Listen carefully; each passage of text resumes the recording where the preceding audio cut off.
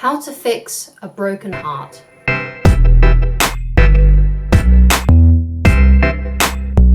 Hi guys, my name is Loveridge and I'm a dating, relationship and personal development coach, and today I'm talking about how to fix a broken heart. So obviously if you're watching this video, then you are probably going through a really tough time, and I completely understand. I've also had situations in my life where I've had my heart stomped on, but let me tell you this, these moments that you are experiencing, even though they were really painful, I found them to be the biggest learning curves in my life. And without those heartbreaks, I wouldn't be who I am today.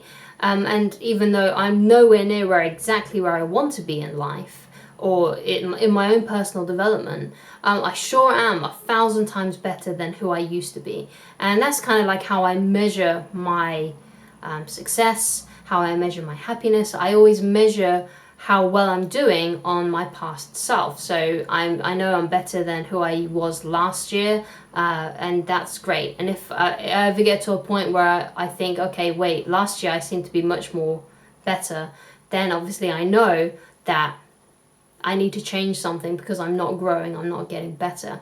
But it all stems from these heartbreaks, and they haven't always necessarily been romantic ones, but a lot of them have been. Some of them come from financial difficulties, some of them come from relationships with actually family members. Those experiences, those painful experiences that I've had, have helped me become a better person. So you're in that stage now. You can either let this thing defeat you, or you can allow it to propel you to greater heights. So let me tell you a little bit about my story. So when I had my heart broken, I discovered a few different coaches on YouTube. I think I've talked about this story before, but and then when I started watching these coaches, I got into other things like certain books, certain other coaches like life coaches, not just relationship coaches, and just basically reading lots of self-help and personal development material. And I learned so much of it, and I kept on dumping good stuff into my brain every day, like listening to audiobooks, listening to seminars, watching coaches, watching dating coaches. I accumulated so much knowledge over the years of doing that and trying to build my mental health, that eventually I knew so much about it that I'm actually now able to teach it back to other people. And basically a lot of what I teach is a mixture of so many other people that have helped me. I am no way self-made. Without the guidance from others, there's no way that I would have the knowledge that I do now. But it all stemmed from this heartbreak. So if this is the first video that you've found, then I'm very grateful that I can help you to start, hopefully, that kind of journey as well. So one of the things that will help you right now is to avoid going on a rebound. That will not help the situation. In fact, it may even worsen your self-image if you do something rash like that. If this was a very long-term relationship, or it was with someone that you had a long emotional connection to, but you perhaps might not have been with, so it could be someone that you really liked from afar, I recommend that you take, a good few months to just heal and recover and get out of some habits that are perhaps hindering you right now. So it might be social media habits, it might be looking at their social media profiles, or it could be sending them texts in the middle of the night, or getting drunk and ringing them up. You obviously need time to heal and to recover and to wean yourself off of those behaviors. So take time to do the things that you enjoy. You might want to find out a way that, if you haven't already, then find out a new workout regime. So think about the kinds of exercise that you like to do. You don't necessarily have to do what everyone else is doing. Perhaps you really like, martial arts, so you want to take on martial arts instead of going to the gym. Or perhaps you really like running, so you go running. Try and find a way to exercise that makes you feel good. It might even just be like running on the spot while watching Netflix, or on a pedal bike while watching Netflix or something. Just doing something that requires you to get out of your head and into your body will really, really help. So I recommend that you find a workout that works for you. You might not know what that is, so you might need to experiment, but I highly recommend that you do that, because obviously the body and mind connection are very real, and soul. So if your body's out of shape, or you're not happy with your body in some way, then you probably don't feel very happy up here as well. So some other things, you might be going to see friends, especially if you're in a long-term relationship and perhaps you need to catch up with some of your friends, you can do that. But basically you want to be doing stuff that is helping you. You don't want to be doing stuff that is hindering you. If this breakup has been really hard on you and you're drinking, or you're doing other things that are harming your body, like overeating, that may feel good in the moment, but in the long term it's not going to do good for your self-esteem, your self-image. So you need to be doing things that are actually good for you and makes you feel good about yourself. So obviously exercise is one of those things. Doing something creative might be good as well, starting a project. It could be finding a job if you're unemployed, or it could be, starting a new kind of education, becoming a student again if there's something that you want to do that's probably different from what you're doing now, and you want to go down a new career path. And basically designing the kind of lifestyle that you want, that you've always wanted, because now you are single, you actually have the opportunity to do that.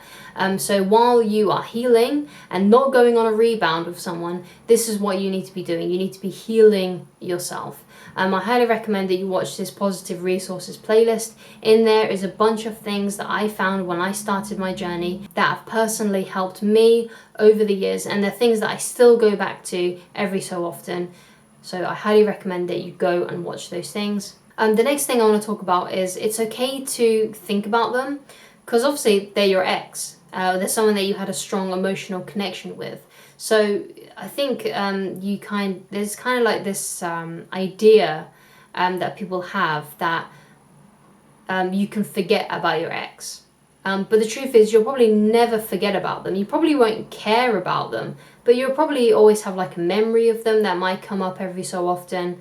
Like you may hear a song on the radio that reminds you of them. That's okay. It's okay to have a past. It's okay to think about them. Just as long as you're not thinking about them too much and it's like stopping you from moving on. Obviously you want to avoid that. And you may need to do that by not looking at their social media posts or listening to songs that remind you of them too much. Now, you obviously can't help it if it comes on the radio, but you can help it if you are actually searching for that song. So if that's stopping you from moving on, then obviously stop doing that. But it is okay to think about them. And for a while, you'll probably be thinking about them more. But as the time goes by, you'll think about them less and less. And then when you start to meet new people and you start to go on dates again, obviously you'll forget about them even more and more, and you find someone who's even better for you. And when you find someone who's better for you than your ex, that really, really does help. But obviously don't do that straight away, because you need to heal. Because if you still have a really strong emotional connection with your ex, then obviously they still have more emotional investment than the new person. You need to slowly wean yourself off of those feelings of your ex in order to, so when you do meet a new person, you can give them your full attention and you won't be flaky with them or unsure, because you've still got this ex that might still even be in the picture. So again, avoid social media if you can't help yourself. You may even want to block your ex, so you don't feel the urge to look at their posts and things like that, because nowadays it's so difficult to move on from an ex because of social media. Because your exes have social media profiles, they may even still be friends with you on things like Facebook, they may still even follow you on Instagram and things like that, or they may be looking at your stories, so each time you look at your story you can see that they've viewed it. It's so much harder to let go of people. So the best way, if you really can't help yourself and you can't help but have these feelings come back up, then I highly recommend that you block them or come off social media for a while. The last tip that I have for you is to journal, so to write down your feelings and your emotions about these things, because I know a lot of people can't really afford like a therapist, especially if you went through like a long, you had your heart really, really stomped on. So I highly recommend that you journal your feelings, and obviously if you can afford a therapist, then please get one, because they might be able to help you with other areas of your life, not just your ex. Please like, please subscribe, and if you'd like help with me personally and you would like coaching, then please go to www.christineloveridge.com/shop. Alternatively, you can use the email address provided in this video's description box, and I shall talk to you guys again very soon. Goodbye, guys.